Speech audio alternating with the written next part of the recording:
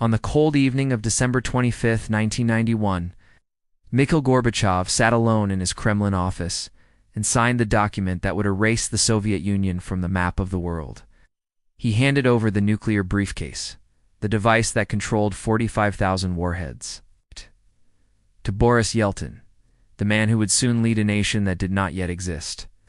The next evening, as winter darkness fell over Moscow, soldiers lowered the red hammer and sickle flag from the Kremlin dome for the final time in history. The Union of Soviet Socialist Republics, a superpower that had terrified the planet for nearly 70 years, simply ceased to be. It had commanded the largest army on Earth, occupied 11 time zones, promised to bury the capitalist West in the ash heap of history. Yet not a single American soldier had fired a single shot to bring it down. This is the story of the longest and strangest war ever fought. A war waged with dollars instead of bullets, with microchips instead of missiles, and with patience instead of invasions. It is the story of how the United States of America quietly and methodically destroyed an empire without ever declaring war upon it. Before we dive in, why not hit subscribe and drop a like?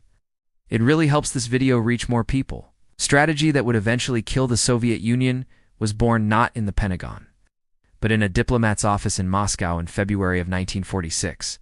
George Kennan was an American Foreign Service officer who had spent years watching the Soviet system from the inside, studying its paranoia and its brittle authoritarian logic.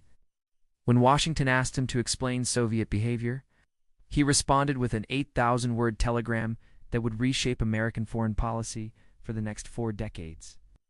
Kennan argued that the system was not the unstoppable juggernaut it appeared to be, but rather a structure rotting from within, held together by fear and lies.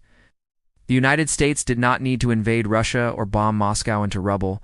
It simply needed to draw a line and wait, contain the Soviet Union, deny it the expansion it needed to survive, and the internal contradictions of communism would eventually tear the system apart from the inside. It was an elegant theory, but it required something that Americans were not famous for possessing: the patience to wage a war measured not in months, but in generations. The first test came quickly, and it came in the divided city of Berlin. In June of 1948, Joseph Stalin ordered a blockade of all road and rail routes into the western sectors of the city, trapping 2 million people behind Soviet lines. Stalin calculated that the Americans faced an impossible choice: abandon Berlin and look weak, or force the blockade and risk starting the Third World War. What he did not anticipate was that the Americans would find a third option that made him look like a fool. For 11 months, American and British aircraft landed in Berlin every 90 seconds, around the clock in snow and fog and darkness, delivering 2 million tons of food and coal and medicine. Soviet soldiers stood at the edge of the runways and watched helplessly as the planes thundered overhead, unable to stop them without firing the first shot of a war they could not win. In May of 1949, Stalin quietly lifted the blockade, having achieved nothing except to demonstrate that when the Soviet Union bluffed, America would call it. That same year, 12 nations signed a treaty in Washington, creating the North Atlantic Treaty Organization, a military alliance that wrapped around the Soviet Union like a noose. The cage that Kennan had envisioned in his telegram was beginning to take shape, and Moscow was locked inside it. Throughout the 1950s, the Central Intelligence Agency waged a shadow war across the globe, toppling governments that drifted toward Moscow and propping up those that faced west. In Iran in 1953, American agents orchestrated the overthrow of a prime minister who had nationalized British oil, installing a monarch who would keep the petroleum flowing and the Soviets frozen out. A year later, in Guatemala, another CIA operation removed a president whose land reforms looked suspiciously socialist, sending a message that communist expansion would be challenged even in America's backyard. When the people of Hungary rose up against Soviet rule in 1956, Russian tanks rolled into Budapest and crushed the rebellion beneath their treads, killing thousands in the streets. The West watched in horror, but the Kremlin had made a catastrophic error. The brutality was broadcast around the world, exposing the violence required to keep the communist empire intact. America did not need to intervene. Soviet actions were condemning themselves in the court of global opinion.